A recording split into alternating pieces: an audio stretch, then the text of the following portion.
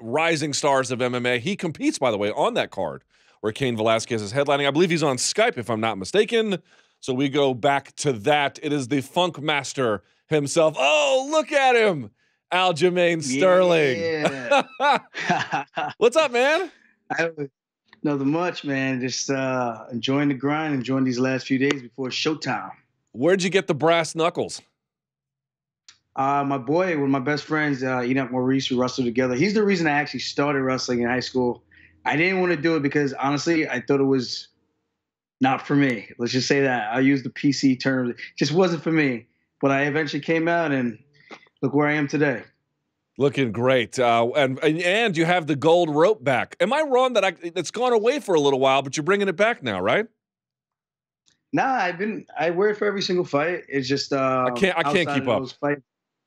Yeah, outside of the fight events, I try not to use it too much, So call him Bubba. I bring Bubba out for the big show. Well, Bubba looks nice on you. Thank you for making some time for us. Let's just sort of jump right into this one. Jimmie Rivera, boy, what a tough challenge. You two guys from relatively similar necks of the woods, the tri-state area, I guess, might be the best way to describe it. This is important because the winner will probably get, if not more, into the top 5 of the bantamweight division. But be honest, aren't there regional bragging rights on this one too? 100%. And honestly, there's a lot more than just winning the UFC fight. We're going to unify the CFFC champion with this matchup. And, he's been talking a whole lot of shit from about 5 years ago, just ragging on me, talking about my stand-up and he could beat me and he's better than me. And I'm like, dude, I know I got bigger muscles than you, but just let it go. I'm already in the UFC. Just let me do my thing. Let me get my shine. All right, let's talk about Jimmie Rivera. Let's size him up as an opponent. When you think about the biggest threats, what are they? I think he's very well trained, very well schooled. He's got good timing with his combinations.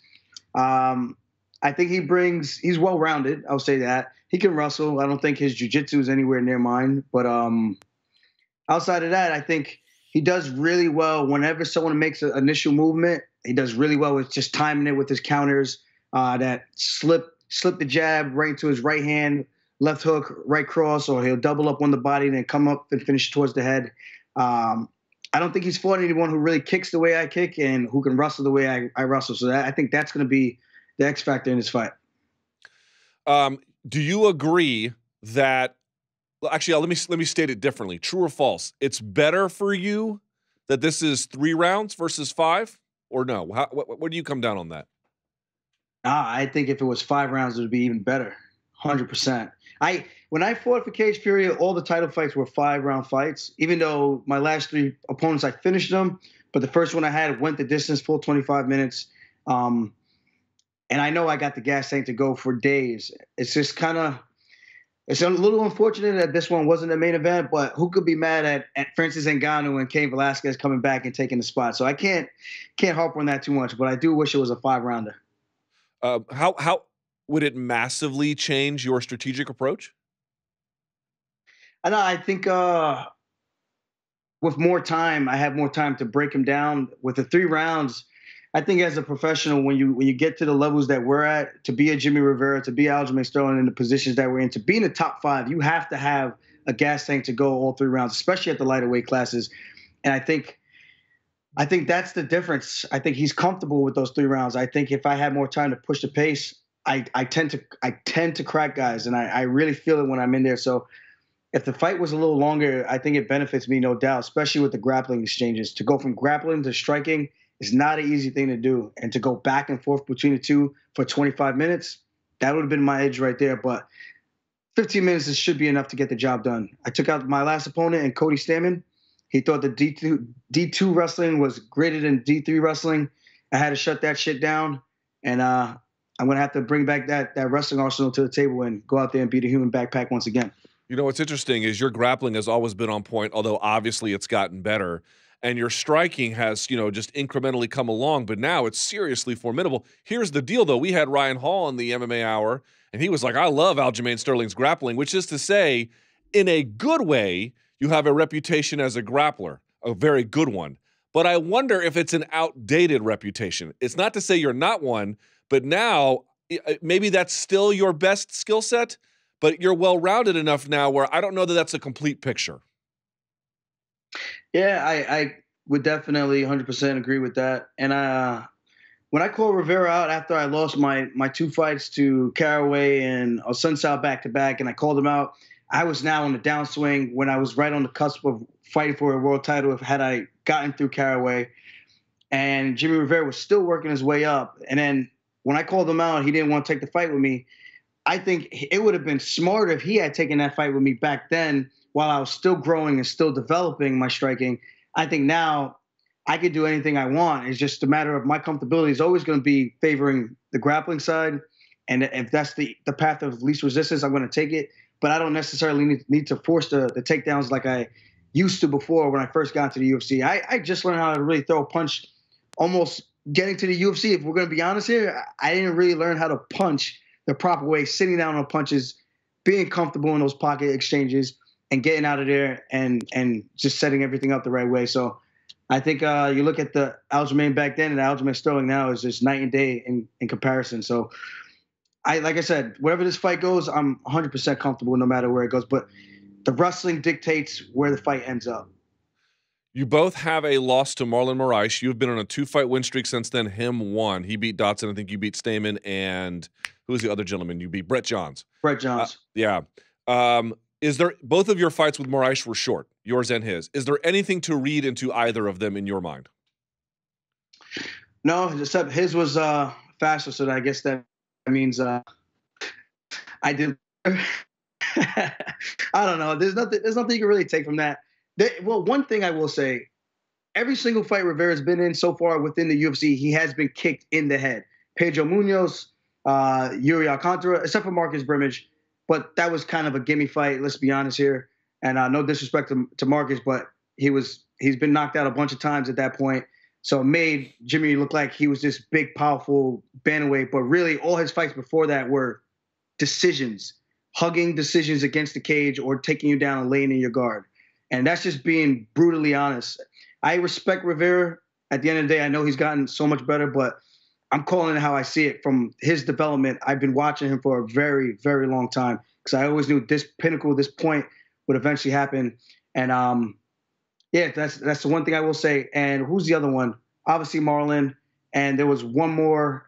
Well, not Thomas Almeida, but Almeida did put him down. I think twice clipped him, and his eyes rolled back in the back of his head a few times. I'm just saying that's typically not a good sign. And I think if I could land one good one with the shin or even with my hands, I think it could be a short night for him. So I think the ball's in my court. I know I might be the underdog, but screw Vegas. Fuck those guys. I never count myself. I always bet on myself, and I'm going to double down on this one. Winner should be a top 5 fighter, right? Top 5 ranked fighter, excuse me. 100%. But Jimmy's already number 5. He thinks a win over me does nothing for him, but I beg to differ. I think my last 2 wins have been probably more exciting than his last win. I mean, I don't know. You guys be the judge. I'm just a fighter. Yeah, I mean, I don't rank either, but it would seem to me that two serious contenders. This is an important fight. Let me ask you about the top of that division, man, because it's all up in the air. You know, Marlon's done good work. I think he should get a title shot. TJ goes down. Let's go piece by piece here. Is it a bit of a disaster for bantamweight that Dillashaw went down and lost the way he did? Yeah, yes and no. I mean, it doesn't affect the bantamweight division, but it did slow us down, and now we got to have this immediate rematch. Granted, if TJ lost, he just lost like a decision or something, we probably won't be in this argument or this predicament now. But the way he lost, I can only imagine. I know what that feels like. I know what it feels like to go out there and put in all those weeks, those training weeks, and go out there and just make a mistake and get caught. And granted, the ref could have let that go a little bit longer, but that probably wouldn't have changed the outcome of the fight. But to lose like that, as the champion, you're gonna want to get that loss. Just get that taste out of your mouth. So I get that, but you have tough competitors at this weight, worthy contenders. Marlon Moraes 100% deserves the next shot. He took out everyone in front of him for the most part, and the rematch he won decisively. And you got to give it to Mr. One Punch Man. So I don't know. It kind of sucks, but hopefully they push that Cejudo fight because he doesn't want to fight till July. So, and I know TJ wants to fight sooner than that. So hopefully he can get in there and fight Moraes or something, and just mix it up. And then if he wants to go get a rematch with Cejudo or something later down the line, then that's completely fine. So here's the thing. I mean, God knows what they're going to do. Your guess is as good as mine on this one. If they do the rematch, if they make Marlon wait, I don't know. Do you care if the fight happens at bantamweight or flyweight, the rematch between Cejudo and Dillashaw? I guess bantamweight so that we can have some clarity. But then that really doesn't help us because then Marlon's still waiting.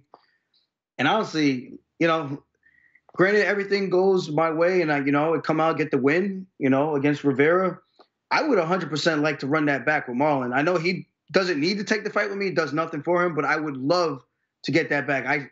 I look past him, whatever happened, dab KO, most infamous thing for me, but whatever. I would love to run that one back because I think I know I have much more to offer than that. Certainly you've shown it as well, which leads me to this part of the question. Here is the top of that division. Now, Garbrandt's got a fight coming up against Pedro Munoz. He's currently the #1 contender for whatever that's worth. Dominic Cruz is 2, but he's out, right? Assunção just lost. Moraes is at 4, and then Rivera's at 5. So here's a question. If you beat Rivera, how far away from a title shot are you? I would probably one more, if not the next guy. I mean, let's just say in a perfect world, TJ beats Cejudo. Then he beats Marlon. I can't see how I wouldn't be the next guy over Cody Garbrandt. But you never know. I see crazier things have happened. It just got to be the right time, the right place. And if things fall into place for me, then so be it. But if not, I think after this one, I definitely have to fight one more for sure just to solidify that #1 contender spot. And, I want to string together a couple of wins anyway, keep growing, keep developing as a fighter. And I think when my title shot finally comes, I'll be more than ready. That's interesting because, Cody's in this position where he's #1 contender. He's obviously a very, very, very talented fighter, but he's lost twice to the current champ. So as long as TJ holds that belt, promotionally, it's going to be a tough spot for him.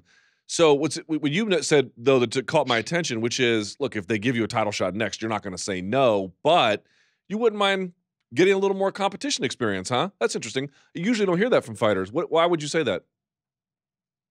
I see time. It's like history. History repeats itself over and over again. How many of these guys they jump into a title shot before they're ready, before they should be in that mix, and they end up falling short. And I want to make sure when my opportunity comes, man, I'm able to seize the moment. I don't want no outside randomness, crazy shenanigans happening, and then I got to just kind of jump into it. And we've seen it. You never know when life hands you an opportunity, you got to take it.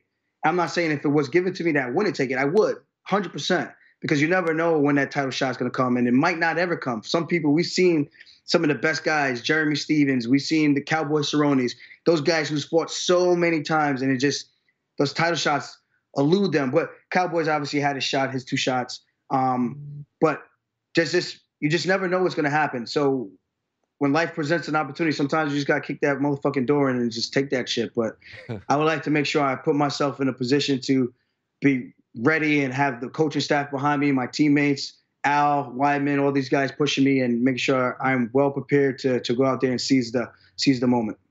And then let me get your prediction for the main event. Cain Velasquez coming back. You noted it would be great that these 2 of the best bantamweights in the world would be on the main card. You're still on ESPN, which is great, obviously, and you're the main event of those prelims, so it does count for something. But your prediction for the main event, sir, I would love to pick your brain on that. Well, there's not much to break down with Cain Velasquez besides his last fight, which was God knows how long ago. What was that, 2 years ago at this point? Yeah. I mean, he's always going to have the cardio. He's going to be cardio Cain. He's got the great wrestling. We've seen what Stipe did to him. I think Cain is the better wrestler than Stipe. So with that being said, if he does not get clipped, if he can avoid an Ngannou big shot right out of the gate, because that's when he's most dangerous right out of the gate, I think Cain is going to have his way with him for 5 rounds. Man, or less. I look for his ground and pound is serious. But like I said, we haven't seen that in such a long time. So We just don't know how much Ngannou's been working on his grappling. Some people say they're working on the grappling, they're going to take time off, and they do absolutely nothing, and it drives me nuts. You should be in a wrestling room learning the basics ground up, because if you don't put yourself in that learning mindset, you would never be able to catch up to what a wrestler's been doing his entire life.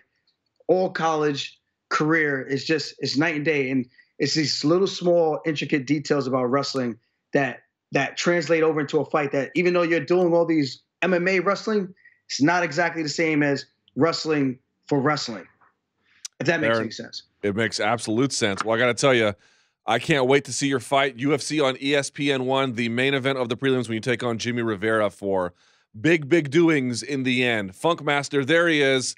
He's got Bubba with him. He's got the brass knuckles. Thank you so much for your time, Aljamain. Can't wait to see you guys out there in Phoenix. Thank you, buddy. Tune in. ESPN, We will. February 17th. Let's go. There he is.